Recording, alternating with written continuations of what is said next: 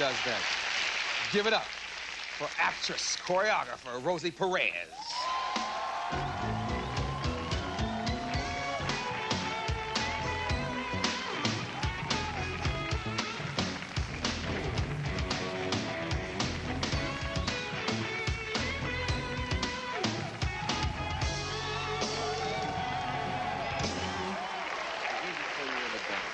How you doing? I'm all right. You're not nervous, are you?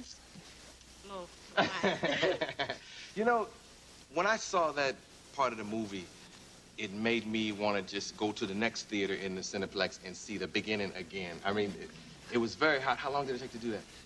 Oh, God, it was grueling. It took 12 hours. It took 12 hours, and it was very strenuous. It was a last-minute thing. We were going to go with a particular song, and I had rehearsed for that song, like, for 2 weeks. And at the last minute, Spike decides to change his mind. And he put Public Enemy on it, so I had to wing it. It's not really choreographed. I had to wing it. Then I had to look at the playback and study it and, you know, repeat it. So you were just out there throwing it? Yeah. I just got funky, you know. Rosie actually told me you have a sister that can outdance you? Yeah. But anyway, that's not really important. But no, she can. My sister Sarah, she's live. She's bad. She got going on. Yeah. And she can dance me, you know. But I don't like to tell too many people that. She get a big head. How'd you meet Spike?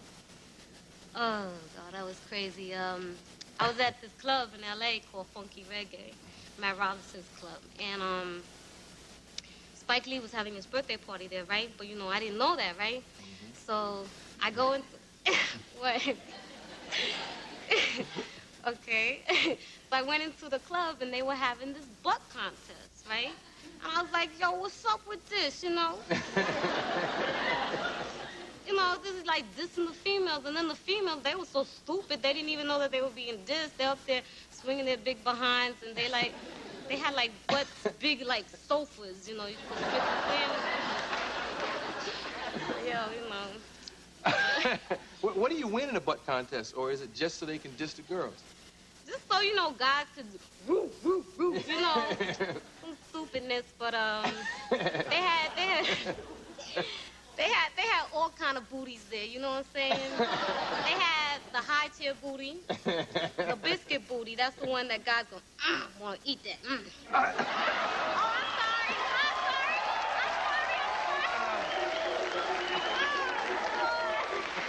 I'm sorry. Anyway, then there's like the booming booty. The booming booty. You know, it's like stereophonic. You could just carry a tune out there. And, you know, but...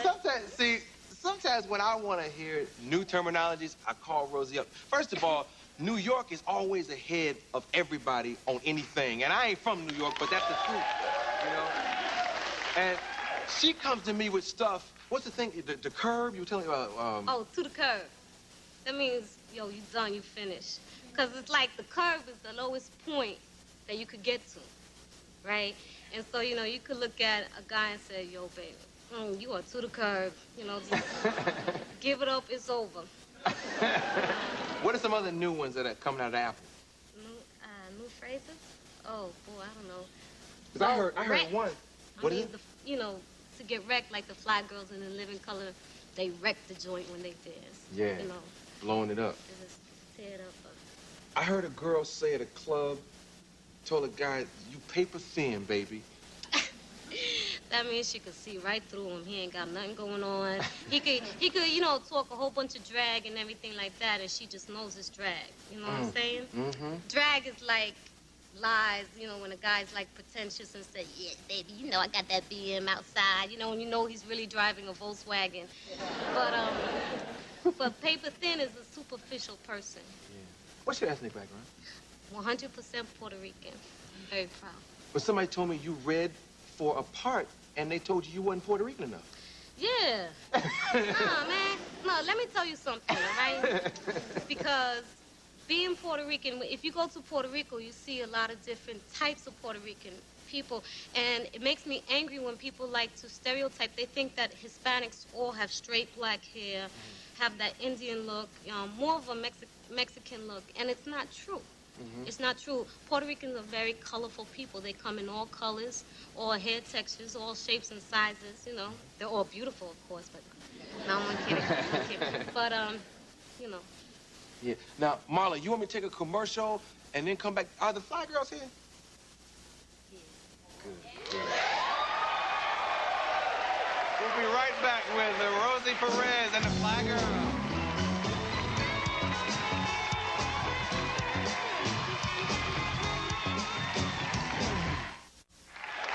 I know you're involved in this HBO project. Tell me about it. It's called Criminal Justice, and it was written and directed by Andy Walk. He's wonderful. And it's about the prejudice and racism and unfairness in the judicial system of America. It's if you are of ethnic minority, or if not, if you have a low income, you just get run through the system. And no one really cares as to what has happened to you.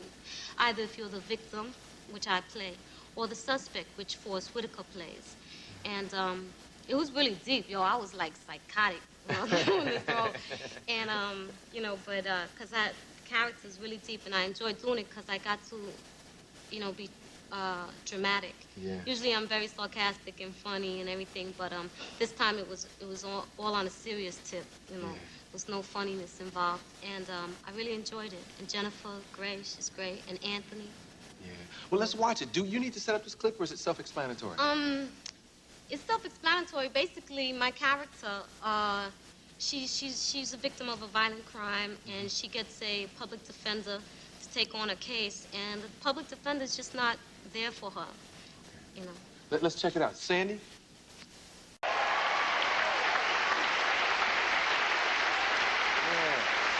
Hollywood. You're out there now. Yeah. How do you like Hollywood compared to New York? It took me a long time to fit in, and I still feel like I don't fit in because I love Brooklyn. Yeah. I mean, I love it, and I'm really proud where I came from and everything, although growing up I didn't have a lot of money. You know, it's funny. It's like when you grow up in a neighborhood that doesn't have a lot of money, everyone's poor, so you don't perceive yourself as poor until you get older and you go out into the world.